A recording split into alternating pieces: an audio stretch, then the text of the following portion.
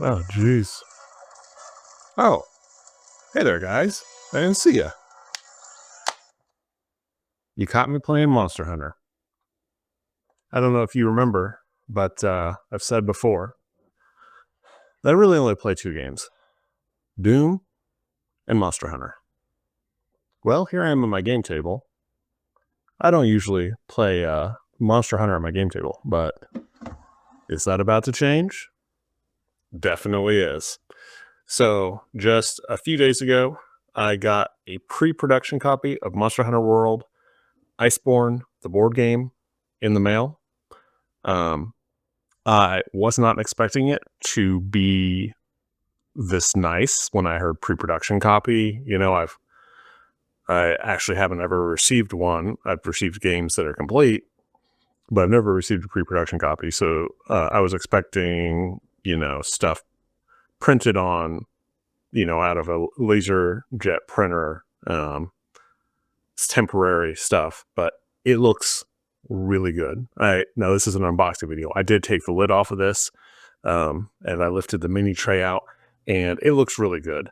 So even though this is a pre-production copy, I want to show you guys what this looks like because the ability to late back is going to be closing here shortly. So last I heard, the pledge manager will be open until February 28th. I will make sure that that's the case.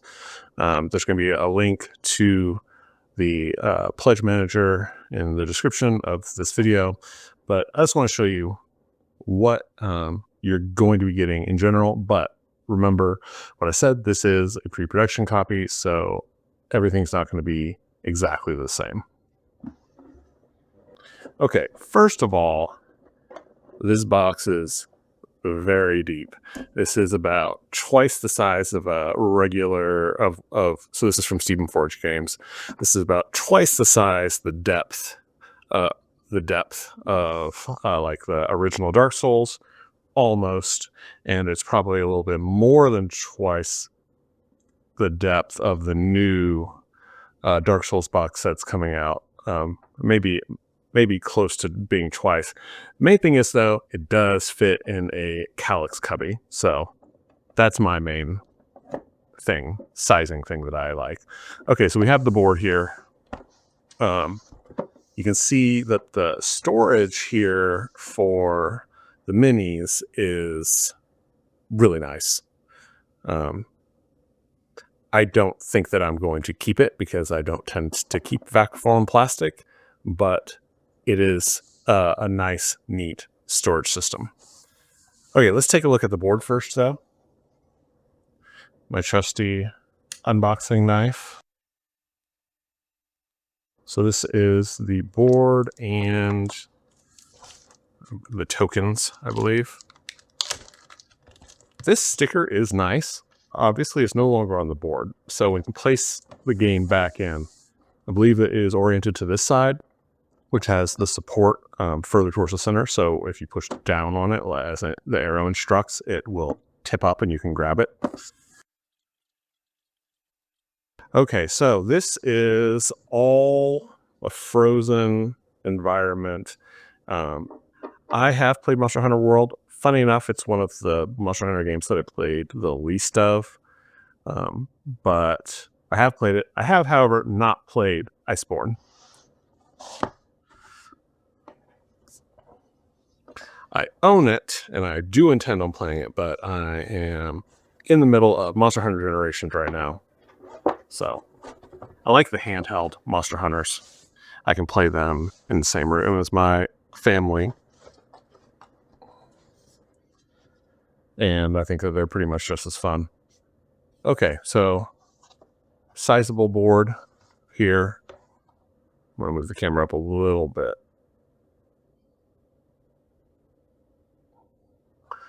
Try to still make it so that I can see everything. But you can see the board. It looks like it's like 2 feet by 2 feet. Fits easily on the table, so that's nice. Okay, we have some counters here in the style of Dark Souls. So the thing about the Monster Hunter board game, I did not play the first one. When it was kickstarting, I had already backed Primal, and I backed Primal because I love Monster Hunter, and there wasn't a Monster Hunter board game. But hearing about how Monster Hunter turned out, and then hearing about the improvements that it sounded like were made, the refinements made from that to Iceborne, and then also playing Dark Souls and really enjoying it and seeing that there are a lot of similarities in the system, I decided that it was that I wanted to give Monster Hunter a try.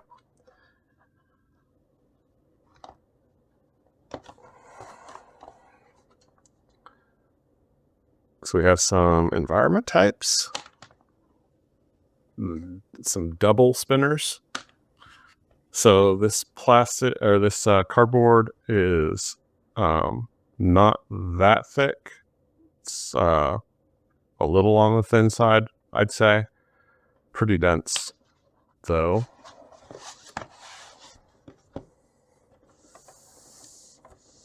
Okay. So let's... Okay, so lid came off first.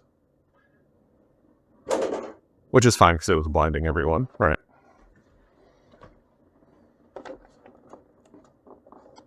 Okay.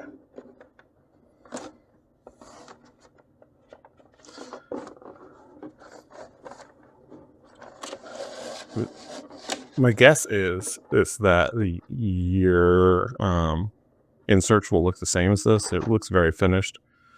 And I understand the need to hold it steady. I will say that it is a little bit stressful pulling that out, which is why the main reason I'm thinking about not putting it back in, because you got to push on the outer walls to do it.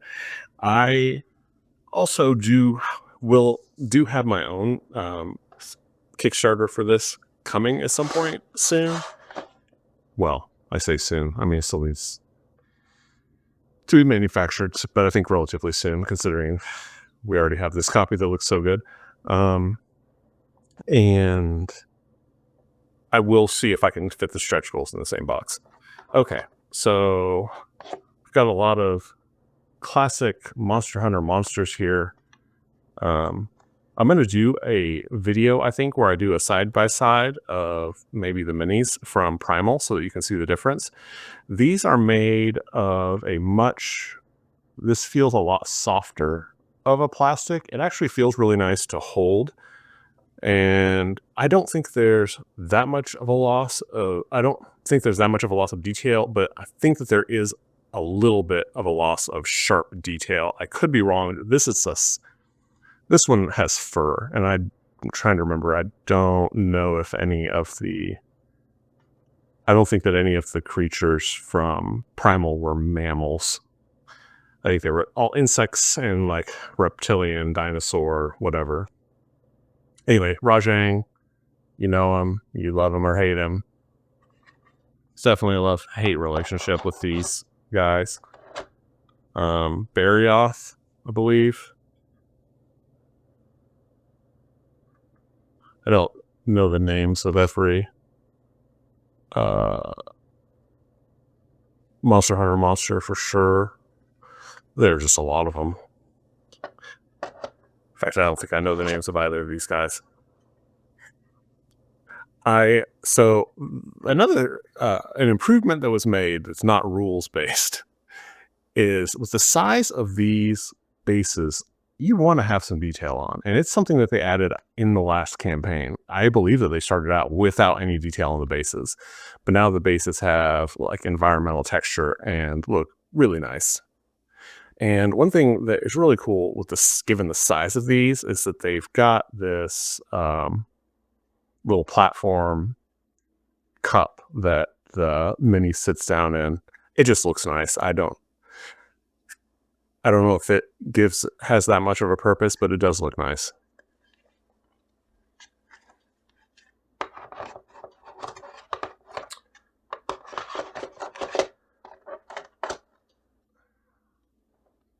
Can't remember what this fella's name. I believe that he's like swims through the ground.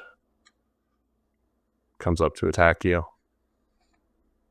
Like that Daimyo Hermitor that I was just fighting in Monster Hunter Generations. I was wearing the Hermitor armor, so I fought that guy a lot. It's good armor for early in that game. Okay, so in the base set, these are the 4 minis that you get. Now, in the campaign, you get a good whack of, these are the bosses that you get. You get a good whack of extra bosses in the stretch goals. In my mind, I've really gotten out of the crowdfunding thing. I don't back very many games. I back small stuff from indies and like dungeon crawler stuff that maybe I don't think is going to hit a store. But there are 2 companies that I feel make stretch goals that are good enough, that have enough value to make it worth getting. One of those is Come On, and one of them is Steamforged Games. So I back this, even though I know that the core set will be in stores, because there's a lot of extra stuff in the stretch goals. Okay, we'll set the monster minis aside for now. Take a look at the books.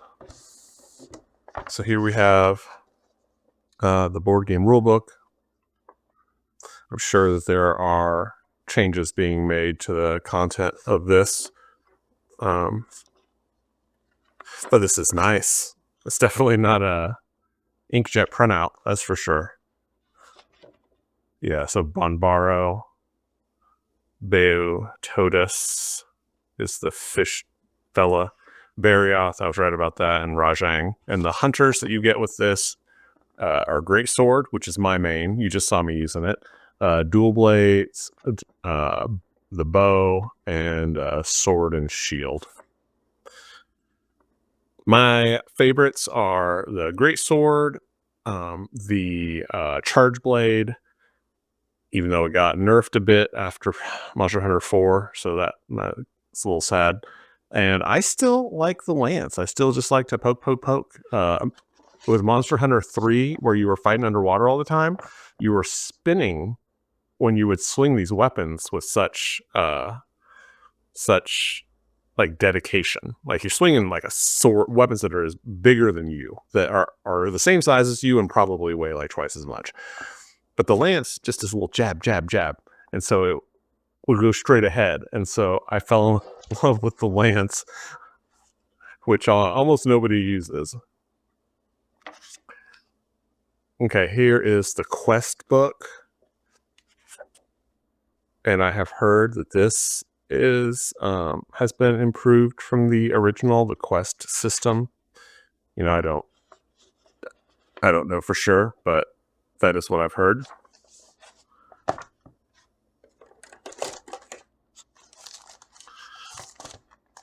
Okay, so we have some player sheets with, Monster Hunter's a lot about crafting. So you've got bones, ores, and hides.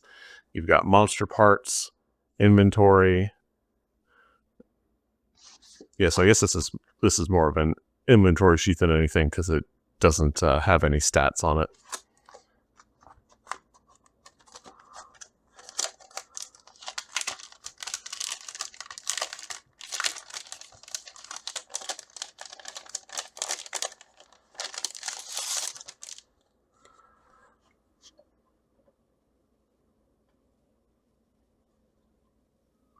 Okay, so this shows like direction of, I don't know if that's attack or if it's you attacking from that direction, along with the arm root parts.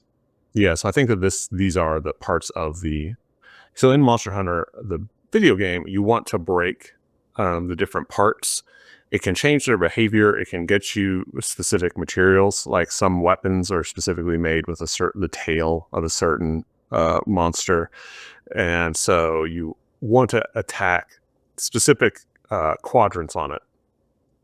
And it looks like that's what this is. So each quadrant has a different armor rating and then it tells what happens on the monster's next turn. Behaviors have +1 something. Remove every rage token from this physiology card. So depending on how you attack, different things happen.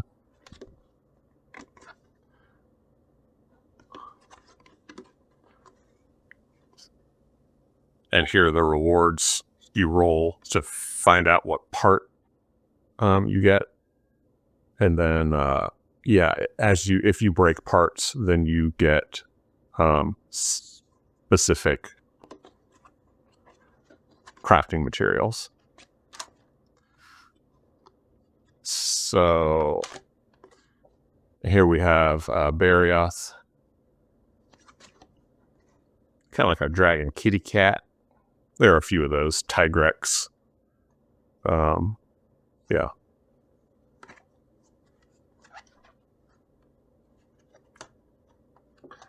So one thing about Monster Hunter is that you will, in the video games, you will find different versions of the same monster. And they've done that here. The thing that I like about that, and I'm interested to see, how different they become, but if you can use the same mini and essentially make it like a different boss fight, then you can give more content, more variability without that extra large cost. And I mean, to some degree, that's true in the video games too. They can reuse a model instead of having to come up with something new, but create a different fight experience. Yeah, so this is like regular Rajang, and this is the Furious Rajang. Okay, so yeah, you've got these for your 4 monsters.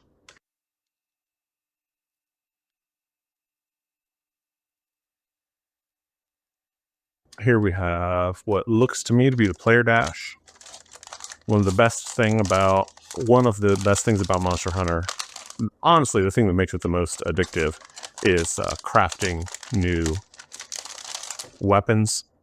That's how you level up. You don't really build levels in the game, but you make armor sets, and they give you special abilities, and they increase your stats, and weapons increase your attack stats. So here we have your helm, your armor, your chest plate, your greaves, and a cloak.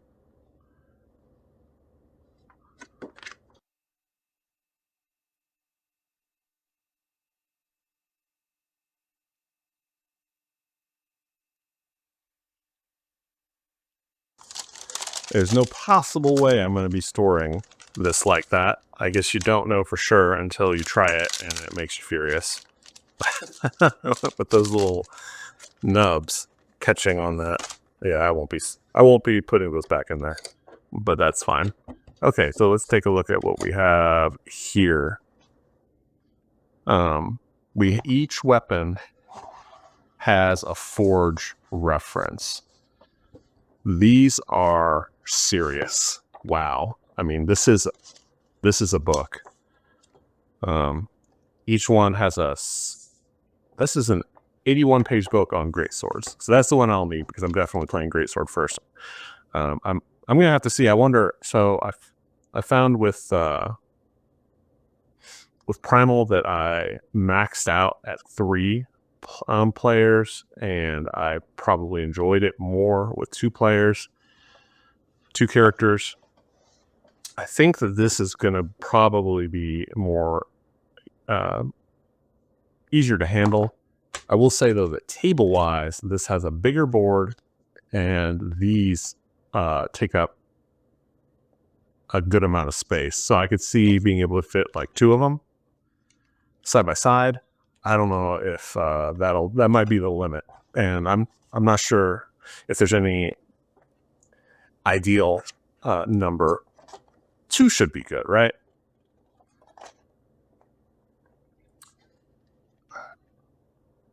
Wow. So yeah, you are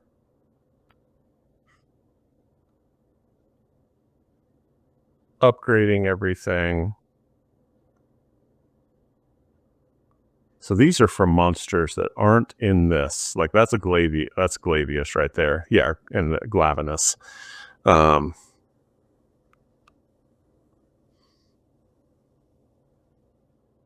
Xenogra. So it's either stuff that's made. My guess is that it's stuff that's made with the other monsters available in this, because I think that I heard that there's not cross compatibility with the equipment between the two, between Monster Hunter and World and Monster Hunter World Iceborne. I could be wrong about that though. So that's a significant little resource for how to make all the equipment, which, if it's anything like the video game, is going to be a lot of fun. And it looks like that's what they are trying to recreate the experience of. Okay.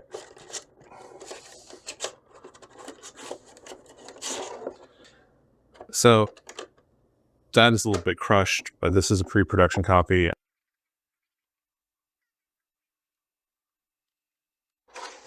So who knows about what like handling this underwent.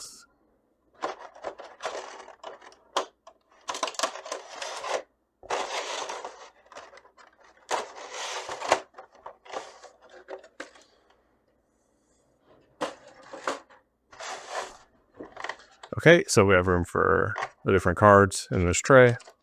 And then you have your shoe. Okay, so we got this little modular tray.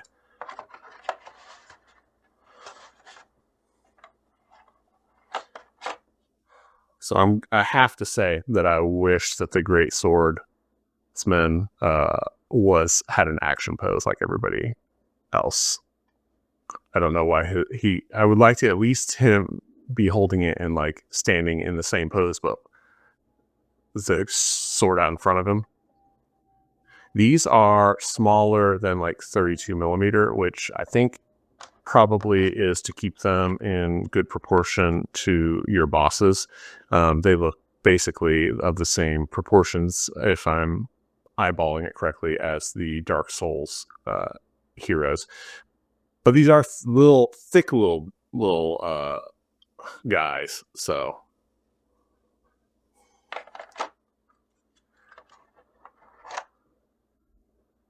sword and shield.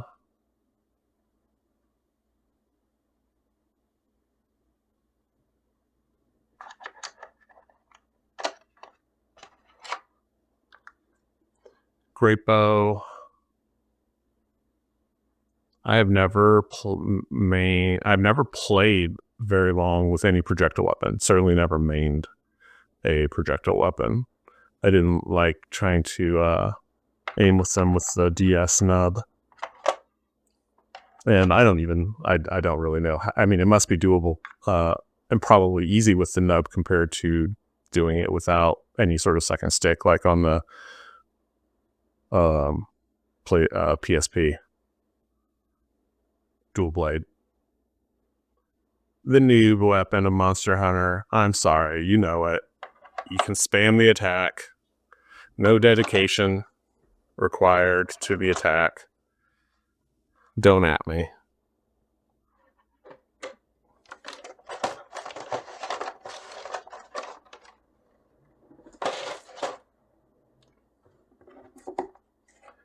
And then we have a lot of cards.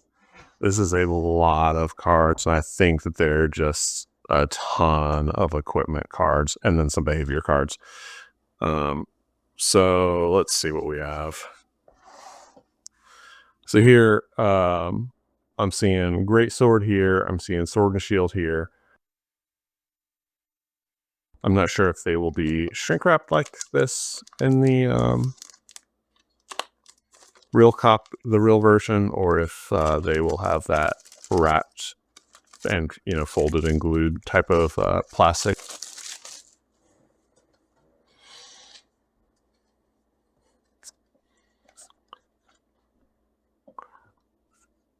Chrome Razor, Guardian Helmet, Guardian Mail, Guardian Greaves,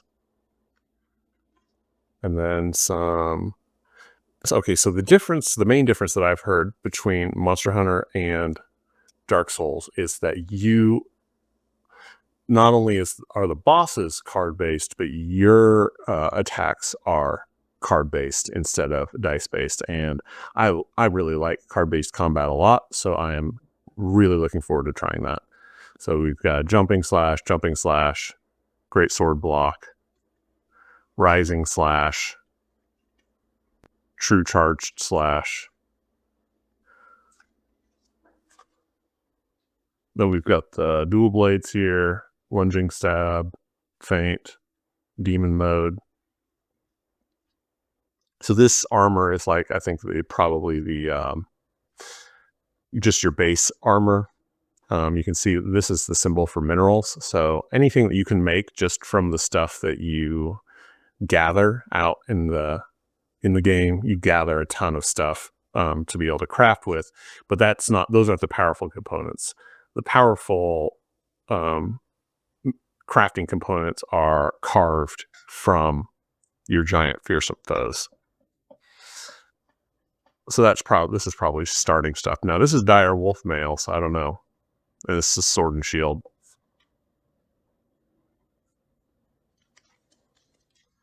Okay, so there you've got your starting action and your starting equipment is what I believe that is.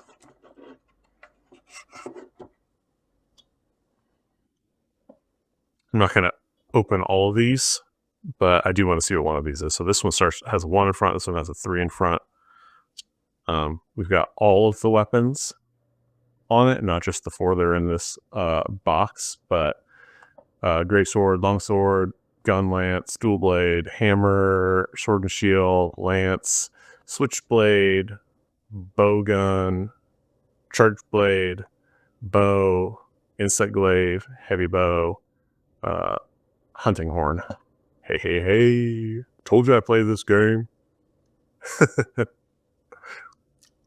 Yeah, this and Doom are like the only things that I need. Like it keeps me, like I tried to get into Souls-likes, but the reason why I can't get into Souls-likes is because Capcom keeps releasing Monster Hunter games, and I just love them, and I like to keep. So I mean, I spent probably a year playing a ton of Doom and very little Monster Hunter, but the past couple months I got into Monster Hunter Generations, and I've just been playing that like crazy.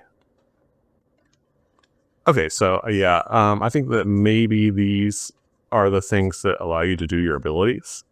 I believe they provide the fuel, the power for you to do your abilities. Yeah, so we definitely don't need to see the other one of that.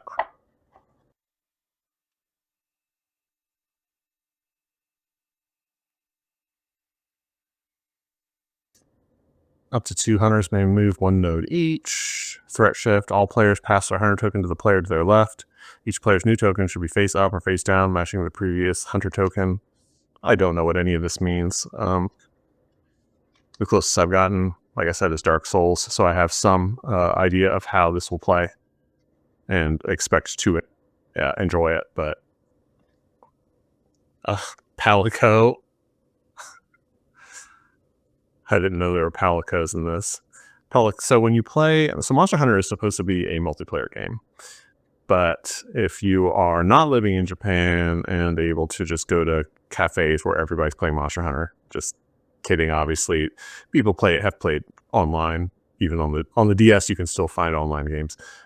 Well, no, they shut down the DS online service. I mostly play solo, and when you play solo, you have 2 cat friends who come and get aggro on the monster, so he's not just constantly bearing down on you, because these monsters are overwhelming. The whole point is that they are way too tough for you to take out if they're constantly focused on you. So you've got your palicos, your cats, like semi-bipedal cats that run out and help you.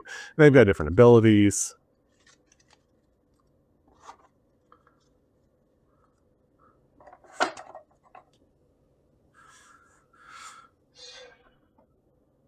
So here we have some weapons cards.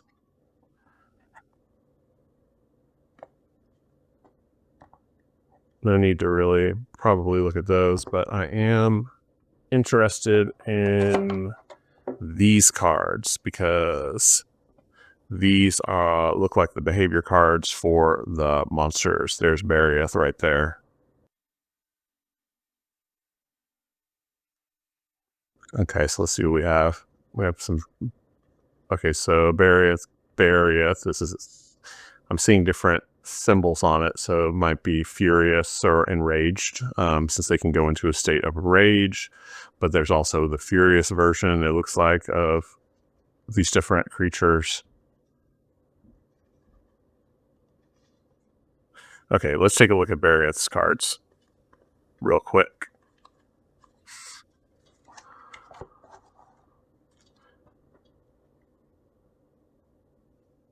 And here's Rajang. Okay, Whirlwind. So he moves in this direction, like forward to.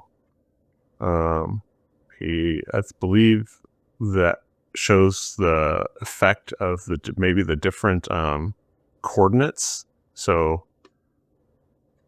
you're not necessarily safe just because you are in a coordinate that's not his head. But I'm just guessing. There's a lot of symbols. So just guessing here. Stormy Blast, Aerial Dive, Tail Strike, Whirling Pounce, Roaring Leap.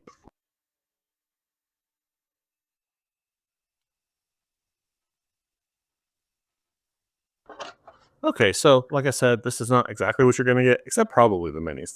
These minis probably are exactly what you're going to get, but this should give you some idea of if you want, or thinking that you might want to put in a late pledge. I plan on doing a playthrough and a review before the late pledge closes. Definitely a playthrough before the late pledge closes, and if it seems worthwhile, I'll do a comparison of the minis between this and Primal. These are very nice. The ones from Primal are also very nice. They're a little different, and I think they probably each have their own areas where they're the best. But anyway, if you liked hearing me talk about video games at all, I have decided to dip my toe into making a channel that has more to do with video game. It's called Delving the Deep Dark. I will put a link to it in the description. I plan on not doing Monster Hunter. I plan on doing dungeon RPGs. So the first person dungeon crawlers and Doom with its many mods. And you would not, if you have not checked in on Doom, like I play Doom 2, so this is Doom from 1994, but with the mods that are in it, like if you have not checked in on that, you would not believe what has been done with that old game. I mean, for me, it's like I don't need to play boomer shooters. The genre, there's a whole genre of boomer shooters. I don't need to play them because I just get Doom mods. And actually, like at least 50% of boomer shooters start out as Doom mods. So anyway, dungeon RPGs, Doom and its mods, and maybe actually some like playthroughs of dungeon crawl board games. I don't know. I'm still figuring all that out. I went live to 0 viewers for the first time the other night, and I plan on getting all the gameplay footage, almost all of it live, and then putting out a review for the different games and the different Doom mods. I'm currently playing Doom Eve Eternity, which certainly does not need like my stamp of approval. It's considered to be one of the greatest map packs that there is, but I'm playing it with the Doom 4 enemy monster pack and Call of Doom Tarkov weapon set. And it has been so intense.